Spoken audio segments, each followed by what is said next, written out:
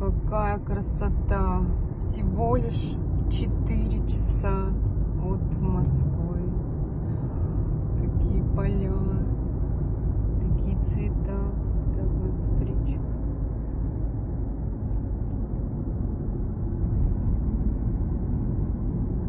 Тут он рыбачит.